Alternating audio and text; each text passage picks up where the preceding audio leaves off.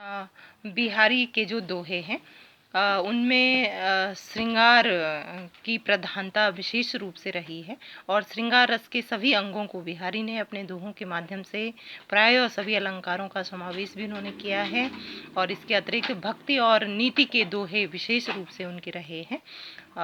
इसके अतिरिक्त विलास में समाज जो उस समय का रहा है, तो बिहारी ने अपने समय के विलास में समाज का बहुत ही सुंदर चित्रण अपने दोहों के माध्यम से किया है।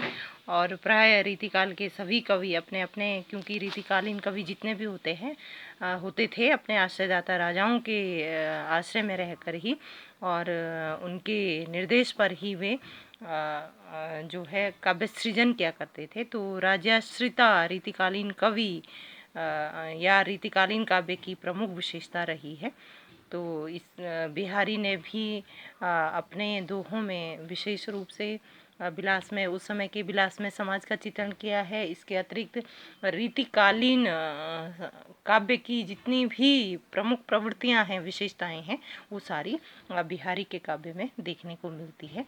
तो आपके सिलेबस में बिहारी रत्नाकर के जो दोहे हैं, दोहा नंबर 1, सबसे पहला दोहा नंबर 1 है जो कि नीतिपरक और एक भक्तिमय दोहा ये रहा है कि मेरी भवबाधा हरु राधा नागरी सोई, जातन की झाई परे श्याम हरित दुति होय। तो इस दोहे के माध्यम से पहले तो आपको संदर्भ लिखना है कि प्रस्तुत दोहा बिहारी रत्नाकर, जो कि जगन्नाथ रत्नाकर द्वारा संपादित है, वहाँ से लिया गया है।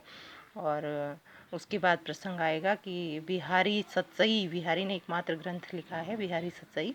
तो जो सतसई की निर्विघ्न समाप्ति के लिए बिहारी ने राधा का यहाँ पर उन्होंने स्मरण किया है और मंगलाचरण के रूप में इन्होंने ये दोहा प्रस्तुत किया है। और इस दोहे में बिहारी ने राधा वल्लभ संप्रदाय में दीक्षित होने का संकेत भी उनका ये दोहा देता है। तो इसकी व्याख्या कि मेरी भवबाधा हरो राधा नागरी सोई, जातन की झाई परे श्याम हरित दुति होई।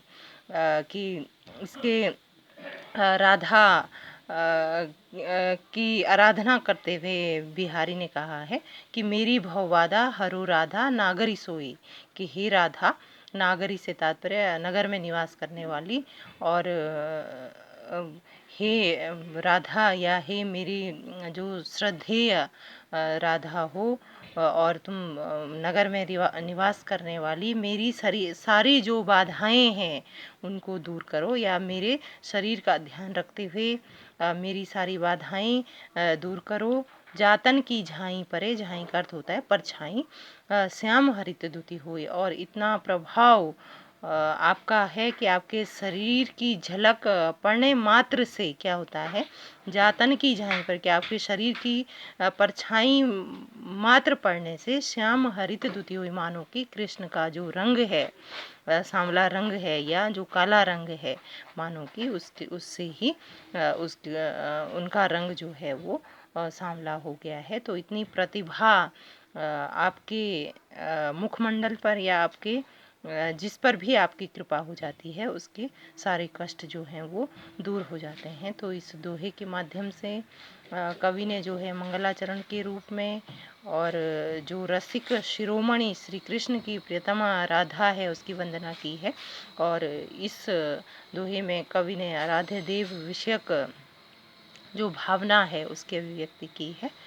और उन्होंने विशेष रूप से दोहा छंद के माध्यम से इसका प्रयोग किया है। दोहा छंद जैसे कि आपको मैं बता दूं, जिसके प्रथम और तृतीय चरण में 13-13 मात्राएं और दूसरे और चौथे चरण में 11-11 मात्राएं होती है, वो दोहा छंद कहलाता है।